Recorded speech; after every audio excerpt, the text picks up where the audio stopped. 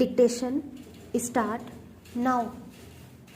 Sir, the institution of Election Commission is a central subject, but here whenever an election is conducted, cooperation of the state government is borrowed to constitute election machinery so that the election conducted is free and fair.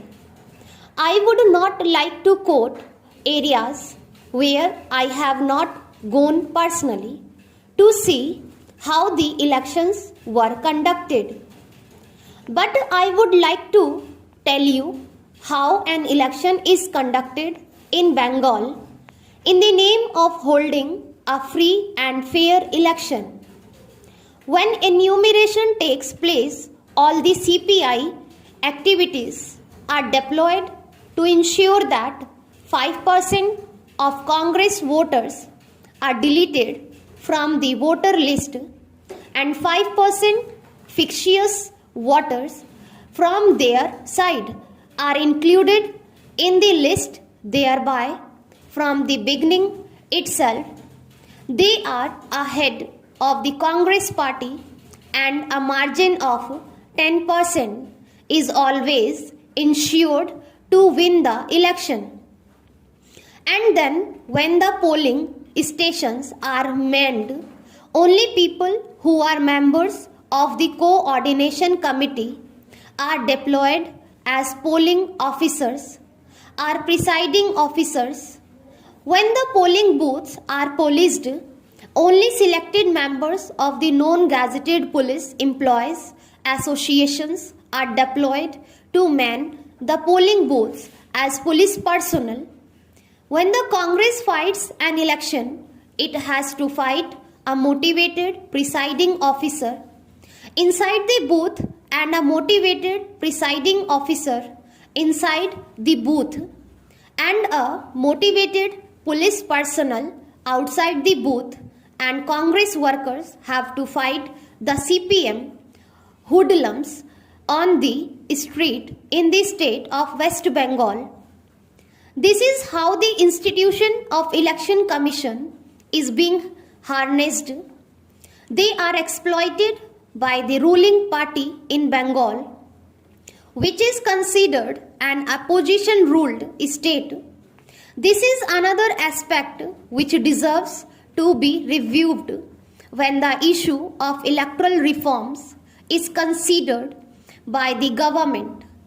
And I would like to say, kindly ensure that the Election Commission is provided with an independent machinery and infrastructure to be able to conduct elections in each and every opposition ruled state without being dependent on the machinery of the concerned state, so that the election is not rigid and manipulated and won even before the battle is really fought. Then I would like to say that comments have been made about the behavior of a governor in northeastern states in relation to the dissolution of the Nagaland and Mizoram governments. I would say if it is belated, the governor in the northeastern states deserves to be contemplated for dissolution of two governments. Sir, my friend has also sought a clarification. He wanted to know whether there has been a policy shift. I wanted to categorically state that the approval has been granted to an Indian company, Punjab Agro Industries Corporation, which includes joint venture and the foreign collaboration, is just like many other business companies allowed in the country. Nowhere the government has stated that it has opposed the project. I would like to clarify that no terms or conditions as set by the CCEA have been altered or changed.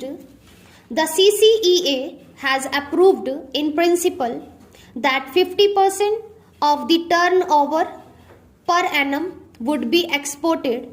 Honorable members have asked clarification about the scope of Agro Research Center. I would like to clarify that Agro Research Centers, which is one of the salient features of this package, will cover development of improved varieties, development of optimum production technology, multiplication of high quality seeds and oil seeds research. These are also high priority areas of research. It will improve overall salability of hybrid seeds, which will help the farmers in improving their productivity. It is not correct to say that Pepsi Cola has no experience in food processing. About 60% of the Pepsi Cola's turnover is in food processing. Yesterday, most of the members said it is only a soft drink company. 60% of their total turnover is in the food processing venture.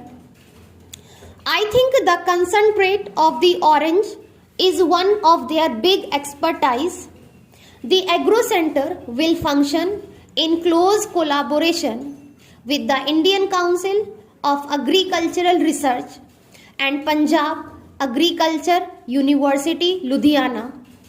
The Agro Research Center will supplement the activities of the ICAR, and the Punjab Agriculture University will also supplement its activities with the broad objective and the policies of the ICAR and the Punjab Agriculture University in the manner of the development of hybrid seeds of high quality variety with specific reference to the need of the industry of the processing variety.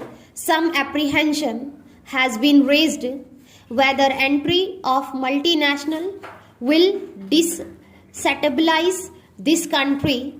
I would like to say that our people are mature people and we should not be afraid that the entry of a multinational company will destabilize this country.